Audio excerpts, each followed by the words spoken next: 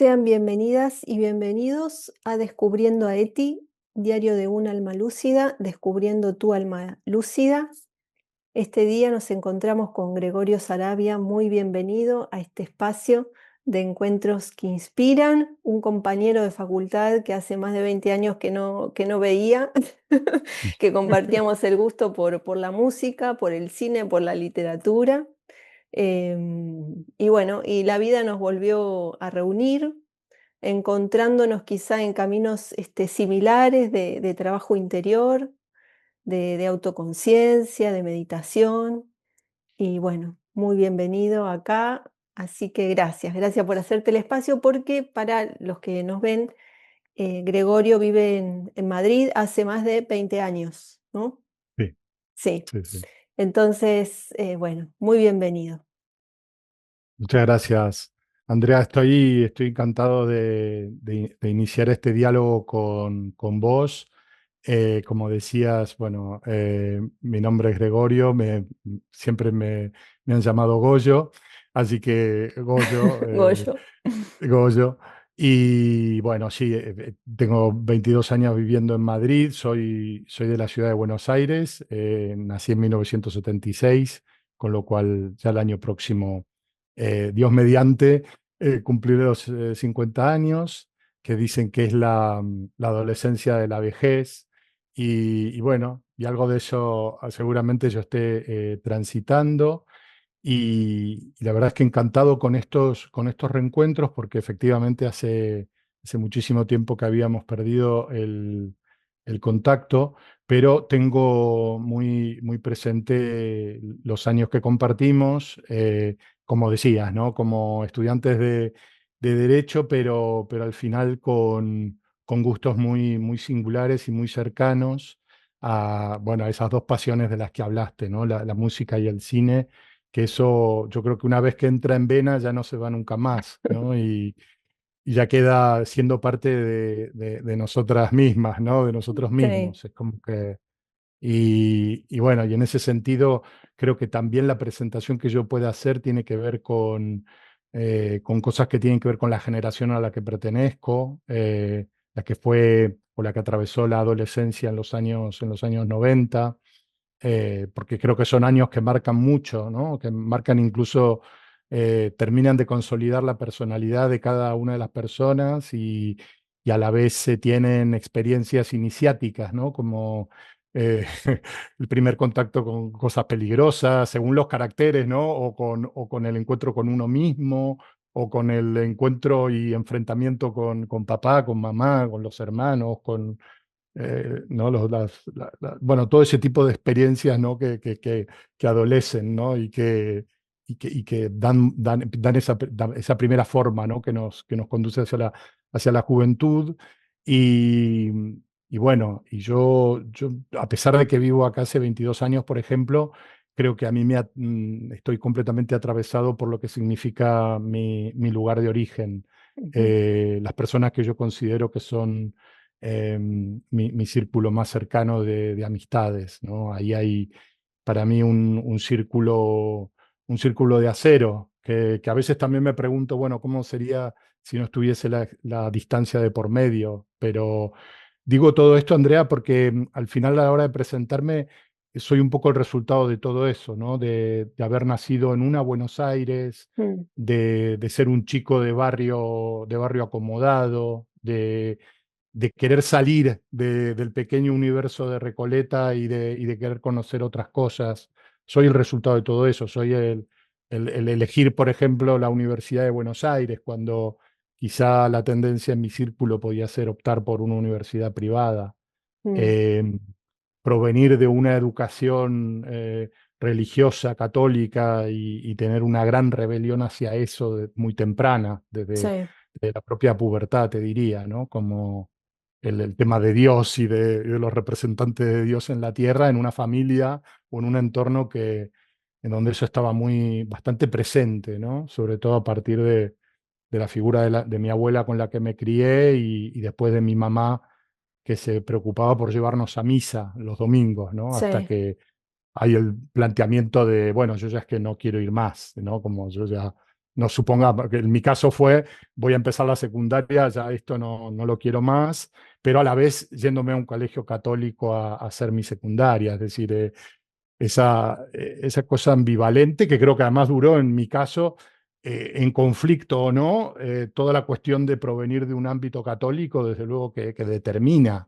eh, en mi caso fue quizá pelearme, pero estando dentro. Es decir, Claro. entonces una vez que estás dentro también pasan cosas, ¿no? Y dicen cosas de uno mismo. También Ujú. el haber pasado por esa experiencia, quiero decirlo, de la educación católica de colegio privado de Buenos Aires, ¿no? También eso es todo un subuniverso muy, muy particular y siempre atraído por lo que estaba un poco más allá de los márgenes de los barrios que rodeaban al mío, ¿no?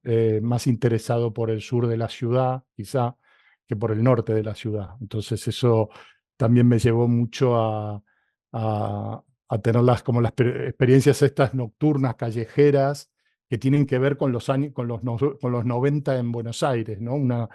Una ciudad que siempre ha tenido una tradición con la música y con el rock y con las bandas y con todo eso que en los 90, bueno, fue muy importante y para mí fue muy importante desde los 15 años, ¿no? También todo eso hace de mí la persona que soy ahora, ¿no? Toda esa experiencia, por ejemplo, de eso, de lo que significaba ir a los recitales en los 90, de seguir a las bandas, ¿no? De estar en Divididos cada vez que se podía, de seguir a Patricio Rey, su Redondito de Ricota, siendo, como te decía, un chico que provenía de un ambiente más conservador, más elitista, más bueno, diferente, ¿no? Como que siempre me atrajo un poco más lo que era distinto, lo que no estaba para nada en mi casa ni en el ambiente que yo tenía más próximo, ¿no?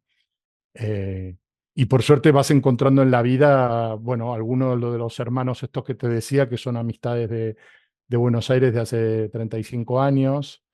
Y bueno, cuando mantenés amistades durante 35 años, lo digo porque sé que esto no es solo un patrimonio mío, sé y lo puedo comparar ahora por estar hace muchos años en la sociedad española, que la forma en que se vive la amistad, por ejemplo, en Argentina Sí, es algo que es digno de mencionarse, porque si sí. no, se puede dar por hecho eso, ¿no? Y creo que también eso define cosas que tienen que ver con quiénes somos, ¿no? Con quiénes somos también como argentinos, también en esa forma de sentir bueno, las pasiones, las emociones, en todo eso siempre estoy muy tironeado de lo que significa Argentina o Buenos Aires o mi origen, ¿no? Para mí. Mm.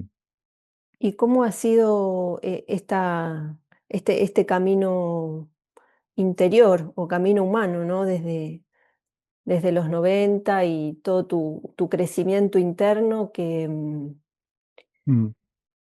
que se fue construyendo, ¿no? Hilando.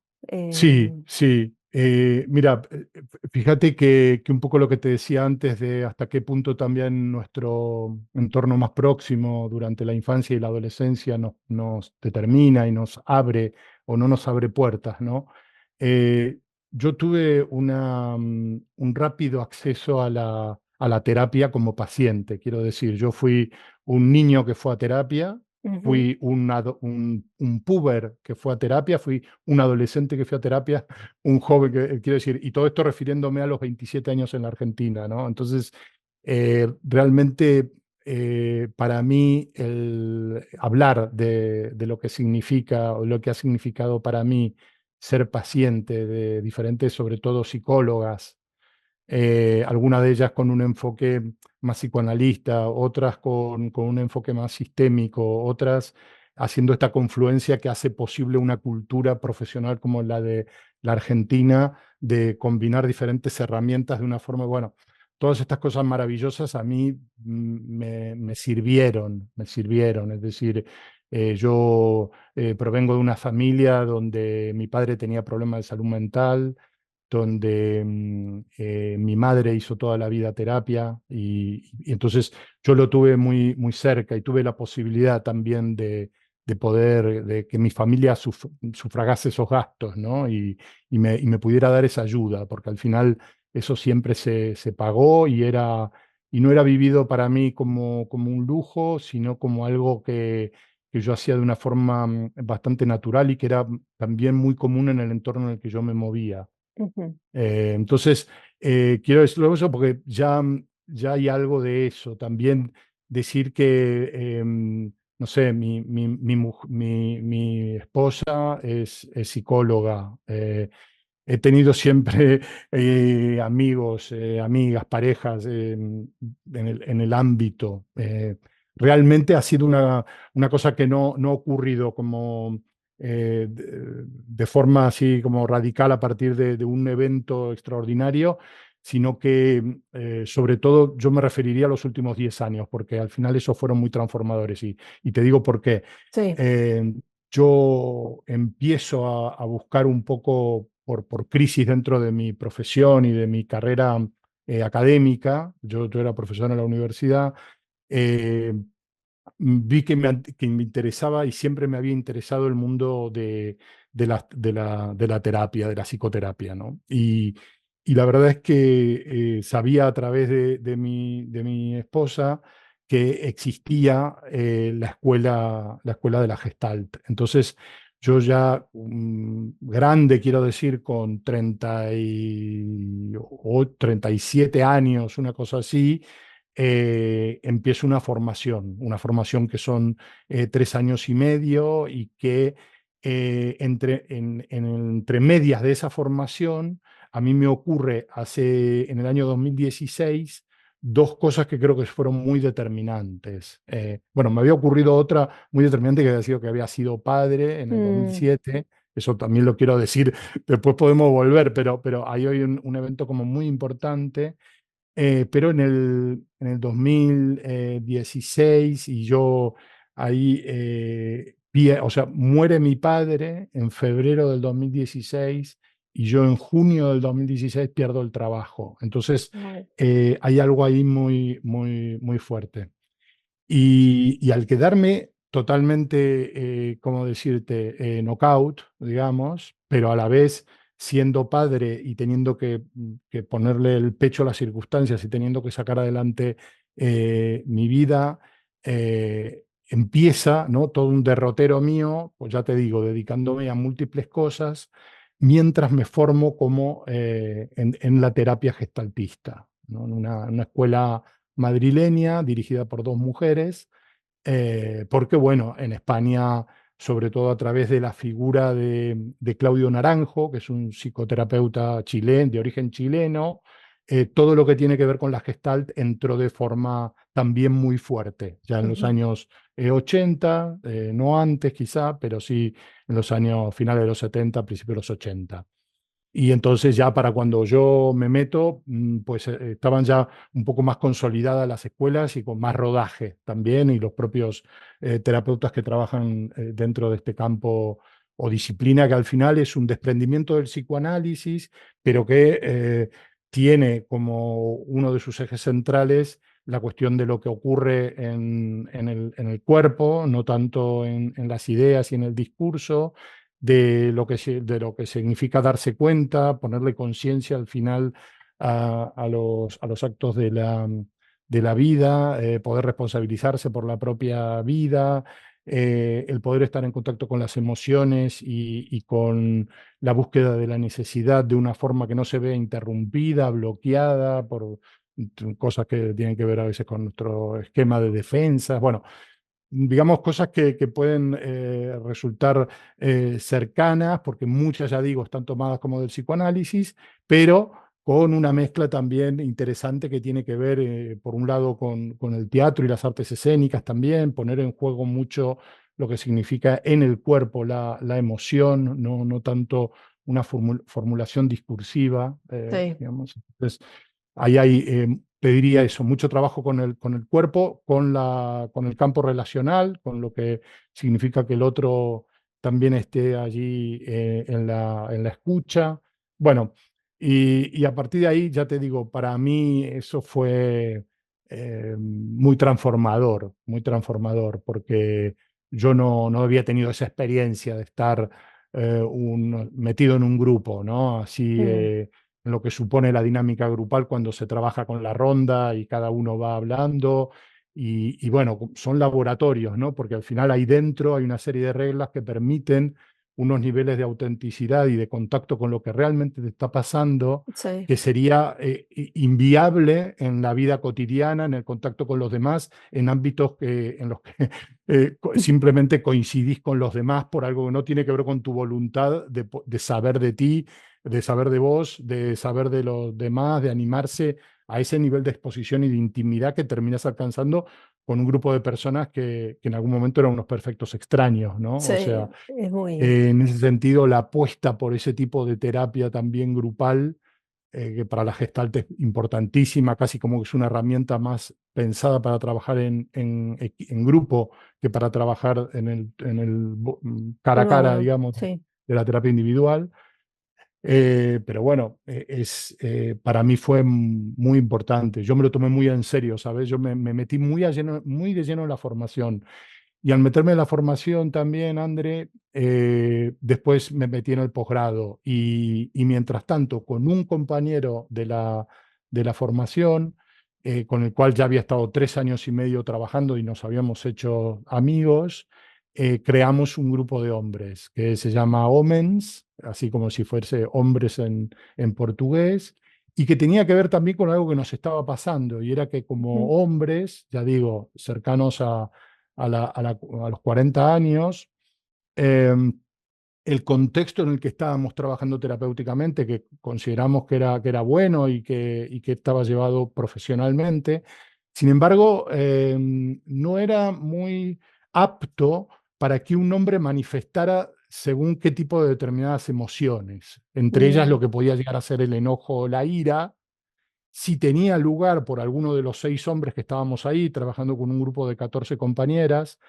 el efecto traumático en compañeras podía ser de tal magnitud que de alguna manera operaba una censura con respecto a que si, por decirlo de una forma un poco burda, si una mujer se quebraba y lloraba y gritaba, no pasaba nada, pero si un hombre sacaba de adentro su ira, aunque fuera contra un almohadón, o aunque fuera, ya digo, sin por supuesto estamos hablando de hacerle nada a nadie, ni de sí, tampoco insultar a nadie en específico, simplemente la escena es esa, no estoy sí, hablando sí, de sí, daños sí, sí. colaterales ni de nada, Entiendo, sino entiendo. de lo que significa presenciar a un hombre bajo un estado de ira, digamos, ¿no? Mm, Eh, Eso casi como que era una línea roja, ¿viste? mm, Entonces, eso, bueno, nos llamó la atención.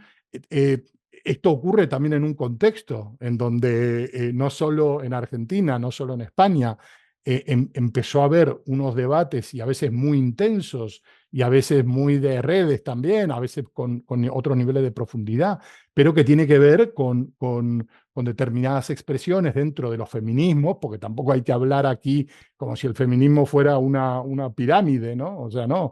Los sí, feminismos y las feministas tienen diferentes posturas en relación con determinados eventos ujú, bueno, que algunos consideran que pueden ser violentos y que se han naturalizado o que ahora, no sé, están permitidos porque está el auge, está creciendo la extrema derecha. Bueno, no lo sé, ¿no? Pero desde luego creo que o fue muy interesante en ese momento para nosotros, hace 7 años, 8 años, generar un espacio donde pudiéramos estar entre nosotros sin sentir que estaba la mirada de la mujer al final, la mirada de la madre, mm, la mirada del deseo también, en el caso de los que pueden ser heterosexuales también, y siempre está presente, ¿no? Esa cosa, aunque sí, sea bueno, digo esto o no lo digo por preservar mi imagen y porque soy vanidoso, vanidosa y prefiero quedar ante los demás de mm, determinada manera que realmente decir lo que me pasa, ¿no? Y ser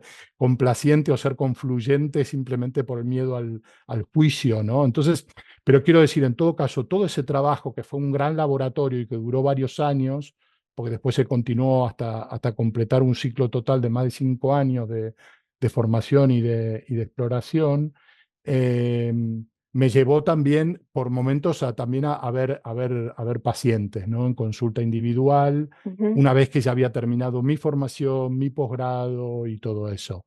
Y luego a sostener el grupo que, como te decía, de Omens, en donde ha pasado de todo, ha pasado la vida misma. Es decir, desde perder a un compañero ahí porque tuvo cáncer, Oh, a otro que fue padre, otro que se divorció, otro que se murió su padre, otro que se murió su madre, otros que tenemos hijos, hijas, eh, y perder el trabajo. Bueno, todas las cosas que nos podemos imaginar que empiezan también a pasar en la vida adulta a veces o incluso antes, ¿no? Lo que pasa es que el rango de edades de nuestro grupo de ujú. nuestro, sí, grupo de terapia o Sí, grupo de encuentro, oscila más que nada en torno hasta 25 a 50 años. Ese es más o menos es decir, el más joven tiene menos de 30, digamos, y el mayor no llega a los 60. Eh, Ese es más o menos el grupo con el que trabajamos y somos dos facilitadores o terapeutas, ujú. Antonio Capa y yo, ya te digo, llevando este grupo en el que no hay muchos ejemplos de grupos que se hayan mantenido tanto tiempo, porque nos suele pasar a los hombres que nos cuesta comprometernos con este tipo de espacios, ¿sabes? Donde Sí, yo lo veo también muy presente en mi generación y no me animaría a decir cómo está siendo para generaciones posteriores a la mía, ¿no? Pero hay una cosa muy de todavía que falta por deconstruir con respecto a la imagen de lo masculino, como esa imagen de la seguridad, de la seriedad, de la del falta proveedor. de, Mm. ¿viste? De una Sí, cosa muy hierática, muy dura, muy mm, tallada, imperturbable, como competidor, seductor, avasallador, no sé, como sí. hegemónico, como, ¿no? No tiene muy buena prensa. Como que no tiene muy buena prensa. No, Em, no, no, no, claro, claro, claro.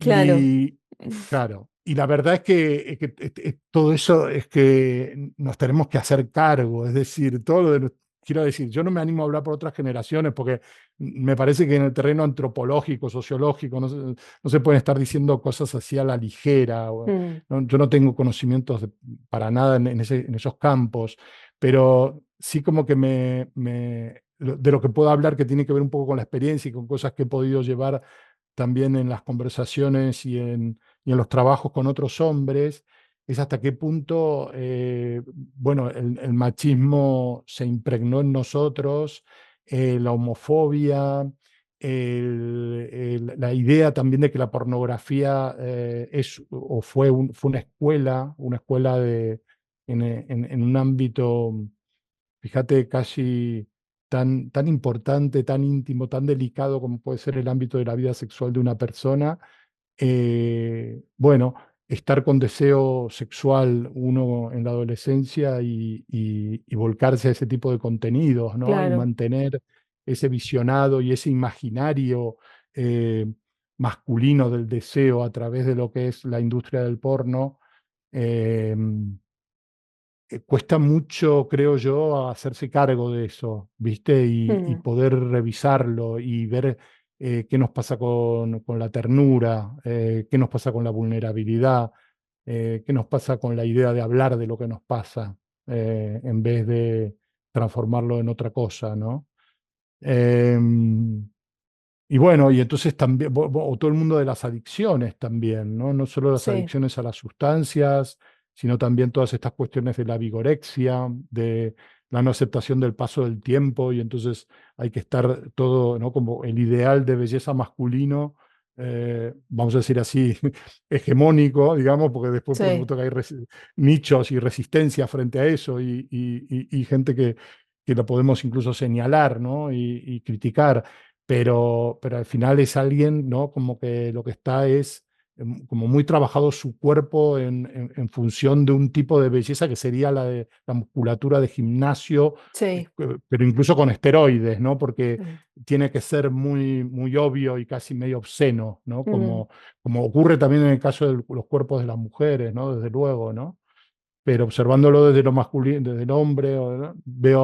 Veo también eso, ¿no? Cómo venimos de unos parámetros de la masculinidad absolutamente terribles, ¿viste? Como muy recortados, muy, muy mezquinos, muy, muy pequeños, ¿viste?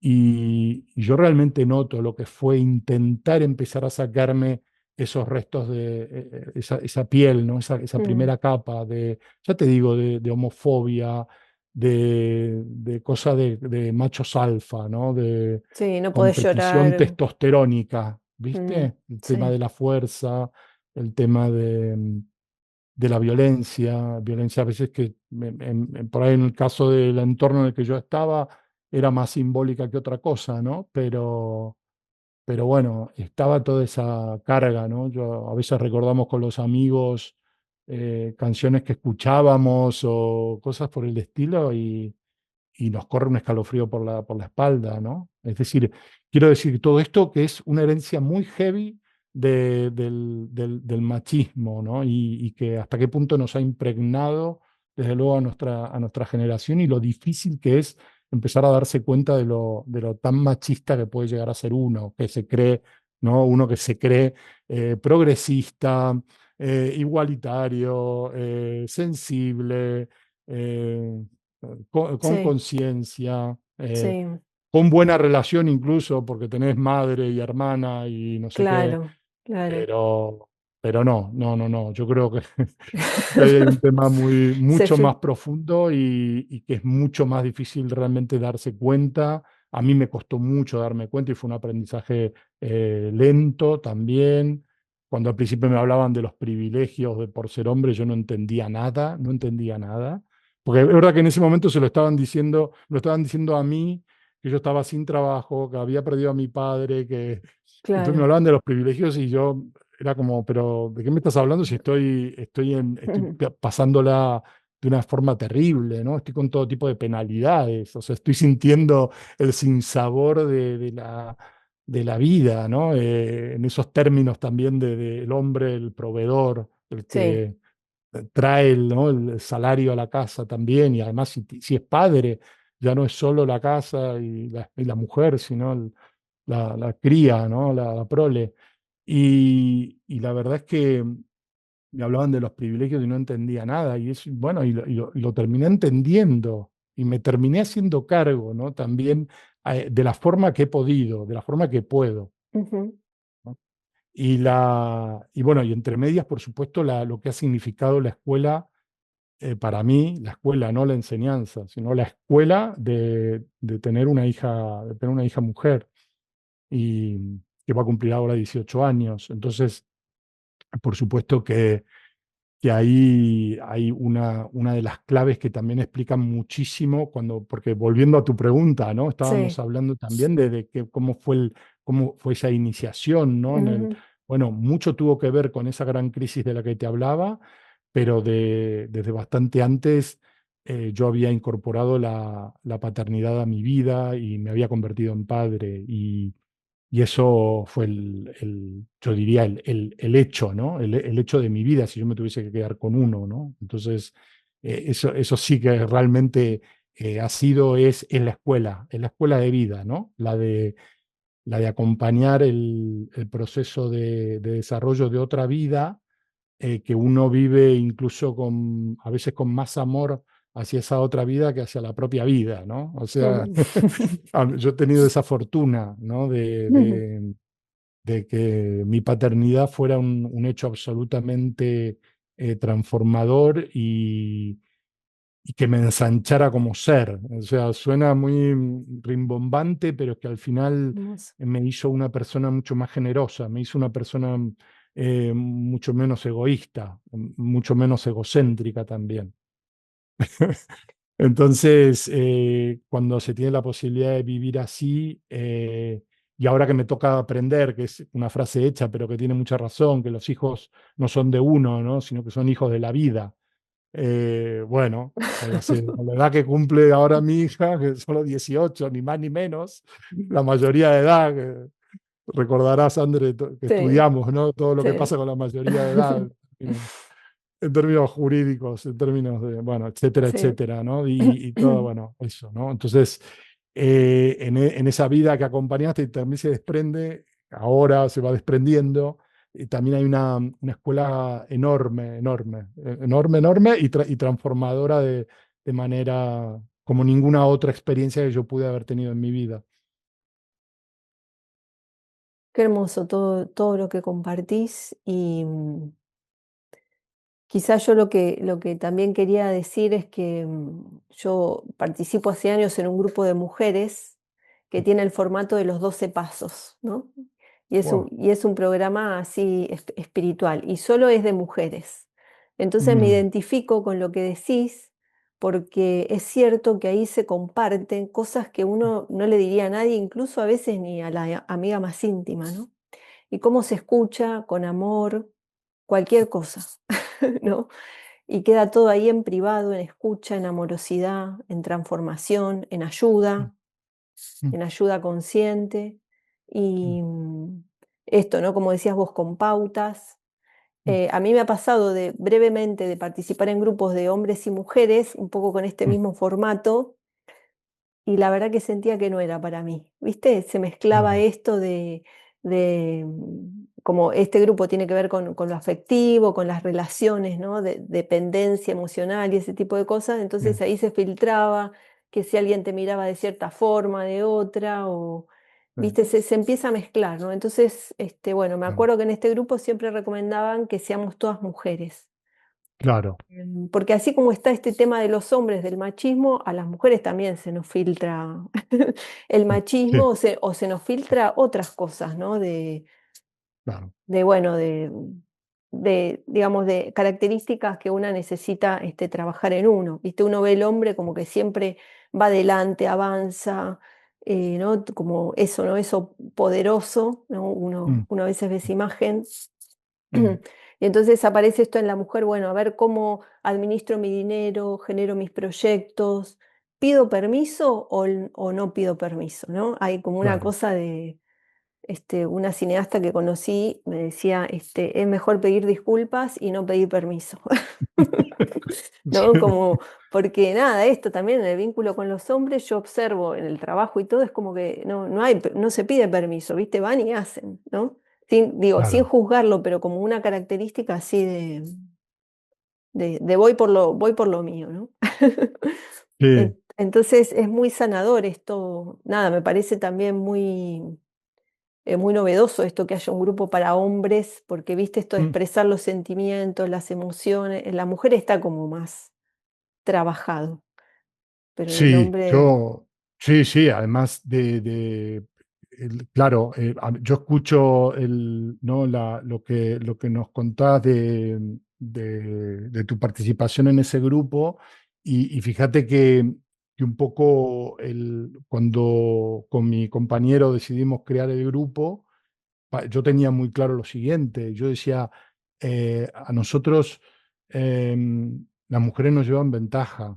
Ese es también un sentimiento con el que yo empecé, ¿no? En el sentido de las mujeres pueden crear esos vínculos de intimidad y los cuidan y los protegen y los mantienen.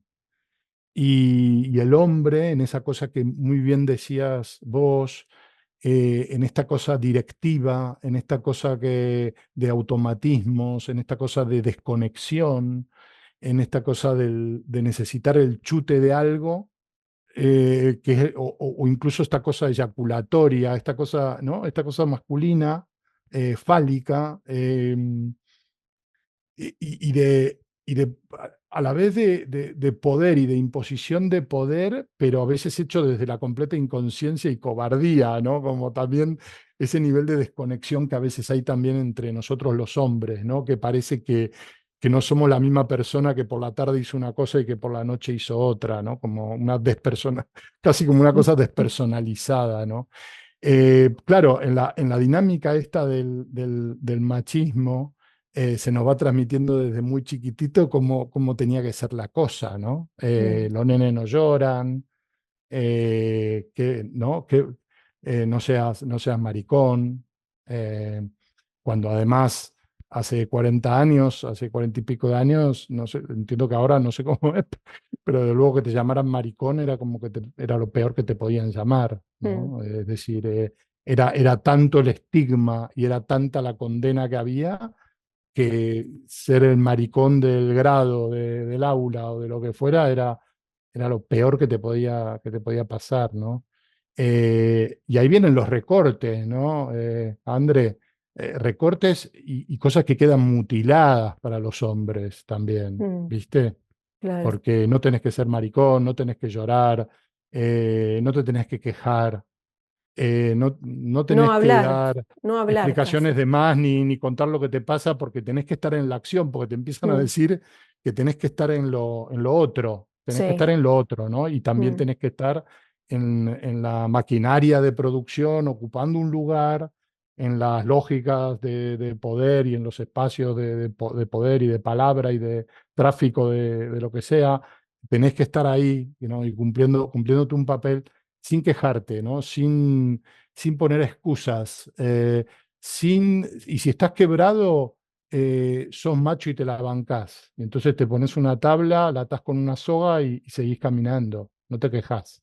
mm, Entonces, claro, todo eso, imagínate, ¿no? O sea, lo que termina produciendo en nosotros, ¿no? sí, Un poco esos Frankenstein que somos, ¿no? Porque es eso, también muchas veces hay una apariencia que es monstruosa, pero que después en otros ámbitos que no tengan que ver con lo público y con la exposición, sino que tengan que ver con el trabajo más íntimo y mm, hacia el interior, lo que hay es dulce de leche, ¿viste? sí. Y también eso es el tema, que ves la pared de hormigón y no te puedes imaginar que dándole un poquito con el martillo lo que sale es dulce de leche, Qué ¿viste? bueno esto porque es volver a lo que me decías antes, ¿no? A esto del autoconocimiento.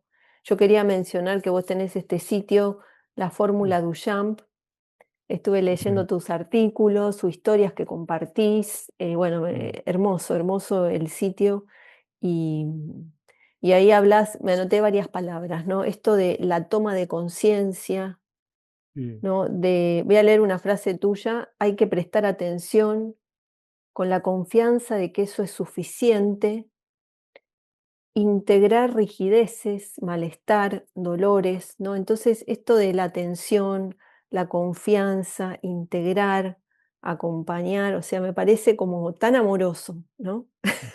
Esto, ¿no? Este lado que está en el hombre, que parece que desde esto, ¿no? Desde este muro que vos decís que parece, ¿no? sí, Como volver en el hombre o en cualquier ser humano, ¿no? Reconectar sí. con toda esta interioridad.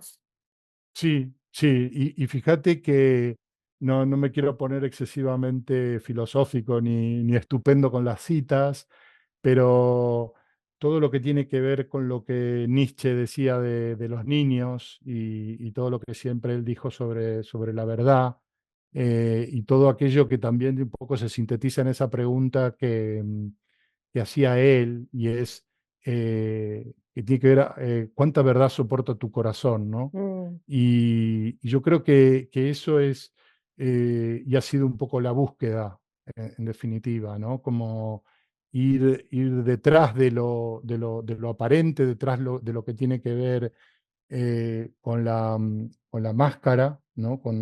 Incluso con esta idea de persona, ¿no? De persona en sentido griego también del teatro, de la vida y de ponerse la máscara y las posibilidades también de emancipación de los introyectos y de los principios inculcados, ¿no? Que nos han sido inculcados, ponerlos realmente a prueba, ¿no? Y animarse al final a sentir y a amar.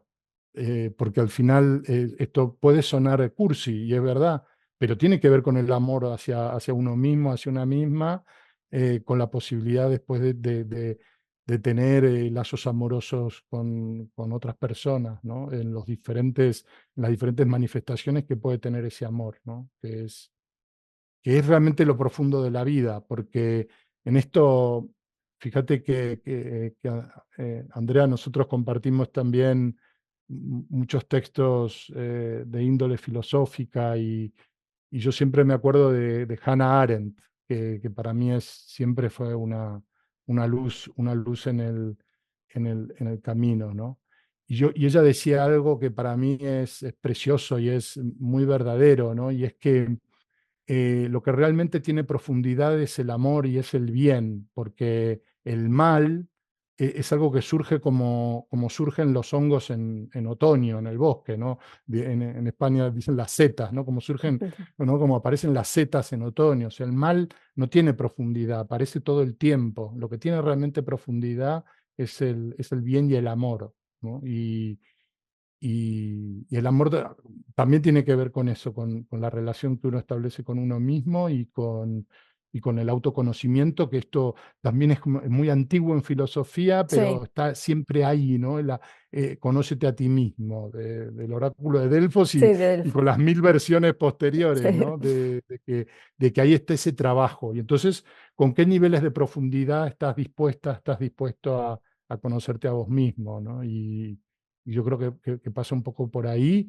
Y como también comentábamos, ¿no? Antes de empezar la charla, ¿no? que al final, bueno, como que no necesariamente tiene buenas noticias el autoconocimiento.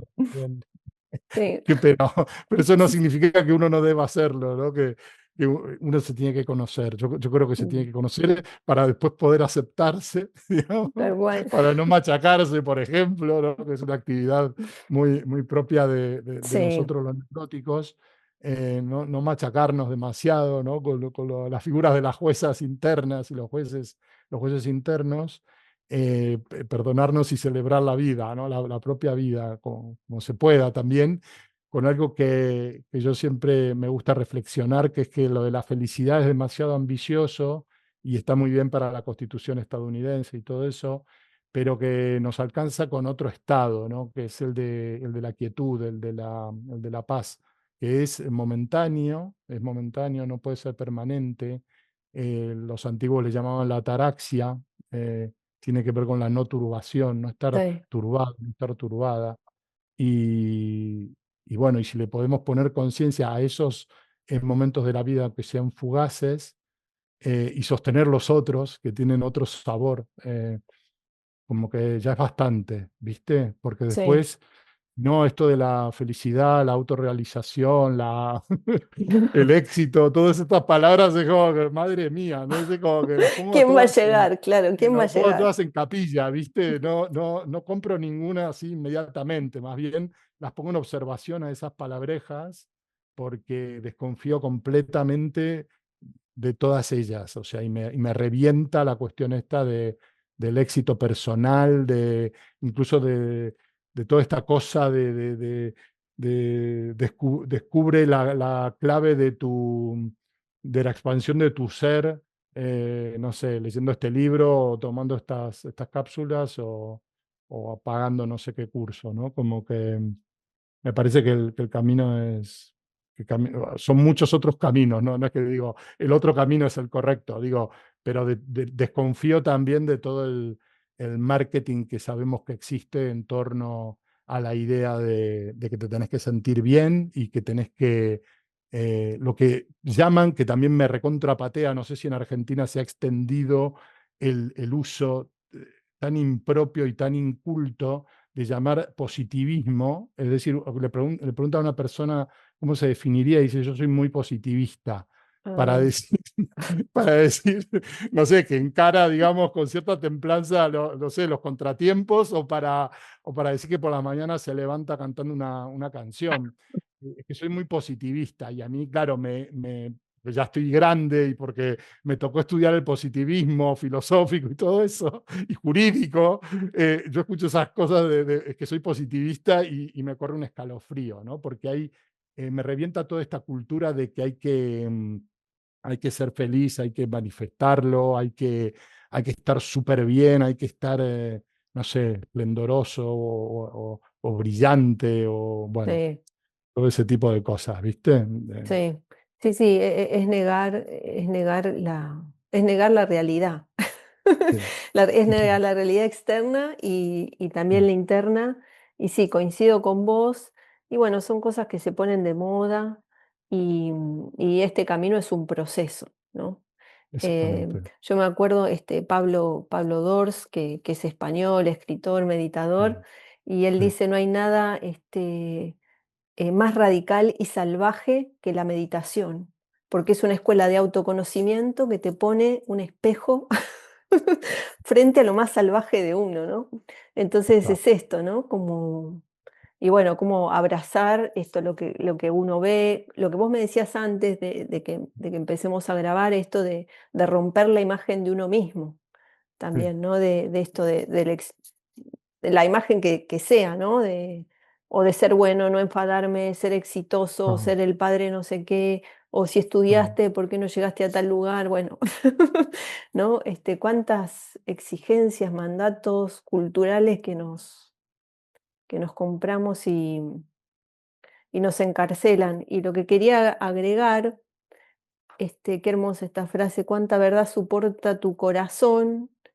mm, Bueno, volviendo de alguna forma al catolicismo, el Maestro Jesús dice, ¿no? La verdad los mm, hará libres, ¿no? mm, La verdad los hará libres, ¿no? sí, Esta verdad que soporta el corazón que te hace libre. claro, claro. Qué hermoso, ¿no? Que lo traigas a Jesús, sí, al pobre Jesús, porque tanto meterme con los curas y resulta que ahí Jesús el pobre no tenía nada que ver. Claro, sí, De lo que sí. menos, de lo que menos se trataba aquello era de Jesús, aunque eran jesuitas, fíjate las paradojas de la vida, ¿no? Pero qué lindo que lo menciones a Jesús, ¿no? Como que del que es imposible no sentirse cerca y de alguna manera también abrazado en el buen sentido de la palabra, ¿no? En tu sitio Mm, estuve leyendo en historias que mm, contás, creo que tuviste una operación que te hicieron y relatás ahí toda esa experiencia dolorosa, extrema, y al mm, final, hablando de Duchamp, si después querés mm, contar algo de él y eso, mencionás mm, ahí, ¿no?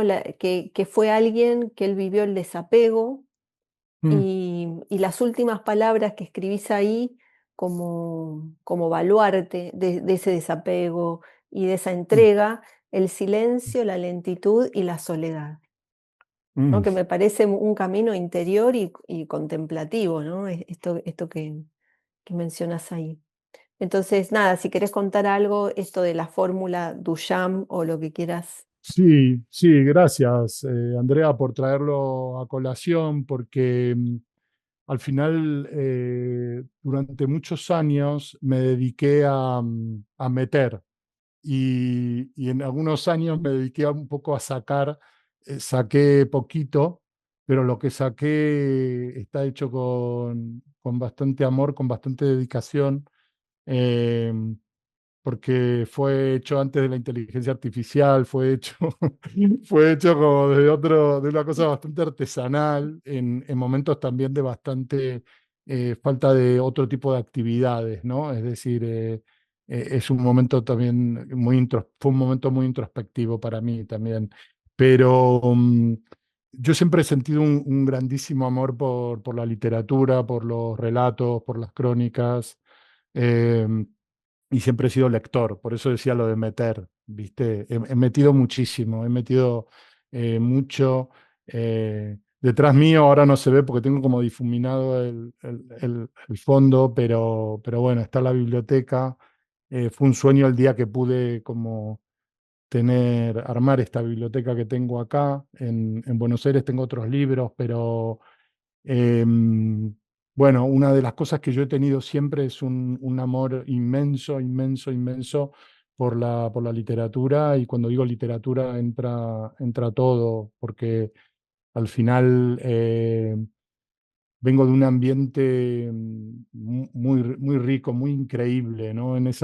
Vuelvo a esa Buenos Aires de los 90 también y a esa cosa que siempre se ha dado en Argentina de avidez por lo último. Y bueno, yo tuve posibilidades, esto ya son como las viejas batallitas de los que van cumpliendo años, ¿no? Que cuentan batallitas de la juventud, pero tuve como esa suerte de ser, por ejemplo, socio de un videoclub en la Avenida Corrientes, enfrente al Teatro San Martín, Liberarte, Liberarte, y sí.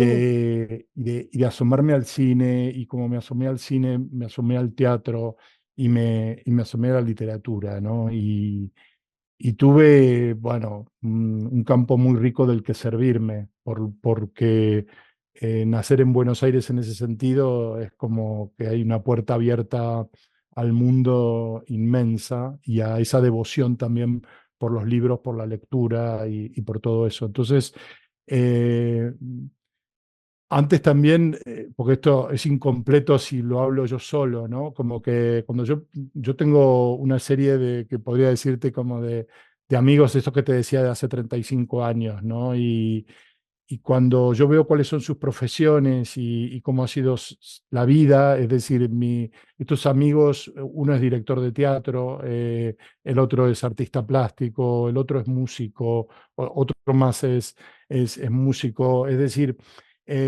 yo soy casi diríamos el más formal, ¿no? Sobre todo porque estudié Derecho y doctorado y todas esas cosas, pero en realidad yo anduve siempre con gente y me nutrí de gente que tenía un amor y que tiene un amor excesivo por todo esto que estamos diciendo, ¿no? La música, la literatura. Entonces, Duchamp estuvo como muy presente en mi vida toda la vida, digamos, ¿no? Entonces, pero hablo no tanto como como para No, hacerme lo el entiendo, cultureta, digamos, dirían en lo España el entiendo. cultureta, el snob, Cultureta, ¿no? el Porque snob. esto puede quedar como muy snob me gustaba Duchamp desde que tengo no sé qué, ¿no? Queda como súper snob, ¿no? Pero lo cierto es que en realidad era porque no estaba yo solo para asomarme a ver qué es lo que se había hecho, ¿no? Lo que tenía pertenecía a todo y pertenezco como a una tribu de gente muy inquieta, y muy curiosa y bueno, y también con rasgos seguramente obsesivos que te hacen como querer saber más y más. Y entonces en esto, viste, ha habido esa cosa, ¿no? De que cuando había que ver películas, teníamos que ver a Kiarostami y al otro y al otro, y aunque las películas de golpe fueran un tostón terrible, había que verlos, ¿no? Para entender el cine coreano o el cine Sí. de Bután. Entonces, bueno, hay todo eso con esa fascinación que tienen otras edades, pero sí, lo cierto es que todo lo de Duchamp, lo que fue su vida, la propuesta también, lo que hace dentro de como un poco padre o miembro, ¿no? Fantasma de las vanguardias, ¿no? Es como que aparece para pensarlo todo de otra manera, ¿no? Y eso me parece muy interesante. Y después él tenía un estilo de vida muy particular que realmente hacía que viviese como un marqués, sin necesariamente tener ni mucha plata ni nada, sino teniendo amigos que lo invitaban a diferentes lugares y a los que él iba, llevando esta idea también del happening bueno, que tiene que ver, ¿no? También con que la propia vida al final, el propio artista es la obra de arte, ¿no? Es decir, algo que para nosotros puede resultar también muy cercano, quiero decir, por héroes y héroes y heroínas que podemos tener generacionalmente y que seguramente compartimos, también tienen eso, ¿no? Como esa cosa en donde se funde lo que son con lo que proponen, hacen, crean y transmiten, ¿no? Ujú. ¿No? Yo antes te mencionaba Divididos, ¿no? Cuando después te das dando cuenta de que esos señores de 70 años se siguen subiendo al escenario y sabes que no lo están haciendo ni por la plata, ni por un contrato, ni por nada, sino que lo hacen por amor a lo que hacen. Bueno, todo eso te impacta y te llena de una manera muy especial, ¿no? Y entonces siempre me ha fascinado la vida de los artistas también. Es decir, la fórmula Duchamp es porque es verdad que en la vida, como sugería su propia vida, hay kit ligero de equipaje, ¿no? Como que estamos de paso también, es como muy Sí, importante saber eso. Y nada de solemnidades también, ¿no? Nada de pensar en lo póstumo, en, en qué memoria quedará de mí o darle como demasiada solemnidad a lo que uno hace. Bueno, todo esto es como ideas o cosas medio de principios filosóficos o de vida que vi en Duchamp, siempre me gustaron y siempre me interesaron las vanguardias también. Viste que empecé hablando de Buenos Aires como un lugar de vanguardias y a mí eso siempre me ha gustado y me ha interesado. Y bueno, yo que bueno, que nos conocimos esos años en Buenos Aires, si bien es cierto, la carrera formal o todo el estudio académico que tenés, pero tenés un alma, o sea, yo que te he conocido en la amistad, tenés un alma de artista, o sea, está esa alma. Me vas a poner rojo, como, pero como un tomate me voy a poner. Está esa alma, si no uno no lo puede, viste, como detectar. ¿Qué recursos o qué herramientas sentís vos que te ayudan en tu vida cotidiana, en este camino interior, ¿no? De trabajo con uno mismo, de tomar conciencia, de asumir los propios errores y bueno, y seguir adelante, ¿no? Sí, Como esto de integrar, ¿no? Que también esta palabra que estaba en tu sitio. sí. También en todas las exploraciones que hice en términos de trabajo personal, en esto que hablábamos, ¿no? De ir hacia el encuentro de uno mismo, ir hacia el conocimiento de uno mismo, me encontré, digamos, con cierta propensión que yo puedo tener a la gula, ¿viste? Al consumo desmedido de las cosas. Puede ser la lectura, pueden ser sustancias, pueden ser experiencias, puede ser la comida. Ujú, Y en ese exceso, en ese desborde, en ese plus que no hace falta, que tiene más que ver con ansiedad que con otra cosa, que tiene que ver más con rellenar que con sostener el vacío, pude como ver a fondo bastante eso. También tuve muchas experiencias, o bueno, muchas, esto no tampoco se trata de eso, ¿no? Pero sí que hice experiencias con plantas, de las denominadas plantas sagradas. sí. eh, eh, He hecho bastante trabajo también con la psilocibina. eh, y bueno, y al final de todas, detrás de la puerta está la vida, ¿no? Quiero decir, uno busca a través de diferentes portales y de diferentes caminos, y en mi caso, por carácter, he como buscado mucho y por muy diferentes caminos, y al final todo lo veo como una suerte como de escuela para la aceptación, ¿no? Escuela para la aceptación de, de que en la vida no tenemos que convertir en lo que somos, pero lo que somos en un sentido mucho más esencial y de nuda vida, de nuda existencia, ¿no?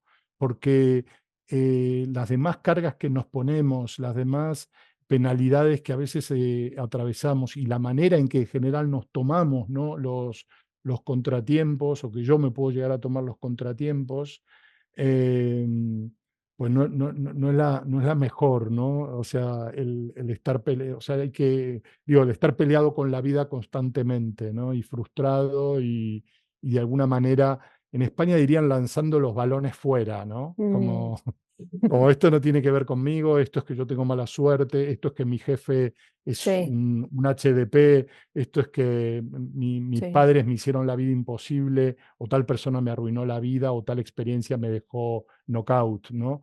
Yo creo que al final es ese, ¿no? ¿Cómo podemos hacer para hacernos cargos de la propia vida? ¿Cómo podemos hacer para estar en contacto con la vulnerabilidad y perdonarnos la vida, perdonarnos la vida y sentirnos merecedoras de ella? Eh, y luego, al final, ya digo, ¿no? Intentar no volvernos locos por pasarla bien, ¿no? Que está como siempre muy presente esta idea de la cultura de la diversión y del hedonismo asegurado, ¿no? Mm, Porque las series de Netflix son interminables y simplemente alcanza con darle al clic que pone siguiente episodio. Entonces, eh, hay que generar también alguna resistencia frente a eso, sobre todo en pos del autocuidado, que tiene que ver también con la higiene mental y Sí, con lo que consumimos, ¿no? También creo que es imposible no ser seres consumidores, pero en lo que consumimos y en cómo lo consumimos está uno de nuestros grandes debates. Ya no es tanto el shakespeariano ser o no ser, sino qué consumo y cómo lo consumo, ¿no? O sea, y para qué lo estoy consumiendo. claro, Eh, y eso quiero decirlo en términos de información, en términos de energías, en términos de alimentos y de todo, ¿no? El cuerpo, dicen que ya, antes te decía la adolescencia de la vejez con los 50, pero desde luego está esta idea de que la vida dura lo que dura, que no sabemos cuánto es, pero que no es para siempre, ¿no? O sea, la ilusión que podíamos tener de que en alguna manera en nuestra cabeza o por lo que fuera podía ser para siempre y que esto no se puede terminar, bueno, sabemos que no. Y ya nos toca seguramente haber pasado cerca de ahí, o porque perdimos a alguien, o porque pasamos y atravesamos o estamos atravesando la enfermedad, o, o porque alguna experiencia nos ha quebrado al medio, ¿no? Y nos ha dejado una fractura grande o una cicatriz enorme. Pero yo creo que es eso, ¿no? Que en el momento también en el que estoy, es un momento en el que intento sobre todo hacerme cargo de lo que ha significado el paso del tiempo. Eh, de hecho, si te parece, André, sí, tenía alguna cosita para compartir que no es mía, que la puedo leer, lo digo sí, porque además tiene claro, que ver con el tiempo. Entonces, genial, dale. Sí, sí, ¿te parece? sí, buenísimo. Los años 20 del siglo XXI son un mundo donde la materia va desapareciendo poco a poco, donde el mundo se nos ha vuelto finalmente plano a fuerza de pantallas, donde tantas personas viven en las pantallas, miran y leen las pantallas, trabajan en las pantallas, se comunican a través de las pantallas, se comunican más allá de donde estén, eh, viajan más que nunca, no viajan más que nunca, se quieren a sí mismas más que nunca, van dejando sus deseos poco a poco, idolatran a unos pocos de a millones, los banqueros controlan y hay riquísimos, riquísimos que no despiertan el famoso odio de clase porque tantos querrían ser como ellos, la tecnología avanza sin parar y muchos la temen, la denuncian, la aprovechan en silencio, la celebran. Hay 1.000 millones de personas que no comen lo que necesitan y no le importa a nadie. La música no parece haber cambiado mucho en décadas. La literatura se ha vuelto un paño de lágrimas bordadito con encaje viejo. El mundo se ha vuelto un paño de lágrimas bordado con encaje viejo. No hay nada más prestigioso que las víctimas. La Tierra es una víctima. China sigue creciendo. Los Estados Unidos deshaciéndose. Nada es mejor que tener éxito, y el éxito es la plata, y la plata se consigue convenciendo a muchos de que tenés éxito, y así de seguido. No es un momento que parezca capaz de crear muchos mitos. Por eso mismo la nostalgia por lo que vendrá se me vuelve más honda. Y me cabrea y me pone nervioso ver que el panorama está dominado por esos millones que creen que las cosas son como son y van a ser así, y que lo que importa es armarse una buena vidita y pasar lo mejor posible, y que pasarla lo mejor posible es consumir más y mejor, o centrarse en uno mismo y cuidar de su cuerpo y de su mente como si fueran importantes. Y me cabrea y me pone nervioso ver que los que sí quieren algún cambio se inscriben sobre todo en ese clima de época, ambientalismos, izquierdas falsas e identidades ante todo. Me entristece, me hace sentir a veces un viejo que no quiere aceptar que vive tiempos diferentes, o un viejo que por lo menos se cuestiona si, como tantos viejos, no sabe reconocer en lo nuevo algo importante. El problema es que la verdad creo que son peores y que mejorarán. Esto es del último libro de Martín Caparrós y bueno, y habla también en definitiva del tiempo. Él es, bueno, es más grande que yo y además tiene una enfermedad terminal. Entonces, bueno, podría parecer que en principio lo que cuenta no puede tener que ver con una persona, ¿no? 20 años más joven y sin claro. ninguna enfermedad, pero lo cierto es que toda su reflexión, que además, bueno, la volcó en sus memorias, en un libro que me parece absolutamente maravilloso, que se llama Antes que nada, son sus memorias. De ahí son estos dos fragmentos que quería compartir. Sí, yo creo que es una mirada muy, muy aguda, muy real, ¿no? Para mí, volviendo al tema de la integración, existe todo eso que dice él, pero también existe para mí todo este trabajo interior, la belleza, la verdad, la libertad, o sea, no como un lugar eh, idílico, ¿no? O para ser positivista, haciendo chistes con eso, ¿no? Sino porque desde mi poquita experiencia, yo creo que cada uno puede aportar a esta belleza, ¿no? Pensando también en que también me contabas este, sobre el trabajo que estás, uno de los trabajos que estás haciendo actualmente en esta asociación para la que trabajás, ¿no? Entonces, si querés brevemente contar algo de eso, pero siento que cuando uno encuentra sentido y hay un servicio amoroso a la comunidad, ahí encuentra belleza, verdad, ponele justicia, ¿no? De algún modo. Suenan cosas muy rimbombantes, pero realmente yo creo en eso, ¿no? Y por eso este canal, por eso invitarte a vos, por eso invitar a las personas que vienen a co-crear este espacio, ¿no? Para también como poner esa semillita de luz que cada uno tiene, sin negar toda esta realidad que leíste, ¿no? Y que es parte. Sí, digamos, es tan necesaria la tesis de Caparrós como la antítesis que estás vos señalando, que dan por lugar también a la síntesis que vos mencionabas, ¿no? Eh, Me acuerdo que a mi viejo, que ya te digo, hace 10 años, casi 10 años que lo perdí, le gustaba muchísimo esto de Gramsci, del pesimismo en la inteligencia y el optimismo en la voluntad, ¿no? Mm, Y yo creo que a mí siempre me llamó la atención eso, ¿no? Como que por un lado está Caparrós, que como intelectual, para mi gusto, y como cronista del mundo y de la vida, es bastante implacable y como persona que además viene de la izquierda, también tiene una mirada, bueno, crítica, ¿no? Crítica y un poco sin cerrar el círculo. No se preocupa él por cerrar el círculo, sino que lo mantiene abierto porque al final la crítica hace ese trabajo, ¿no?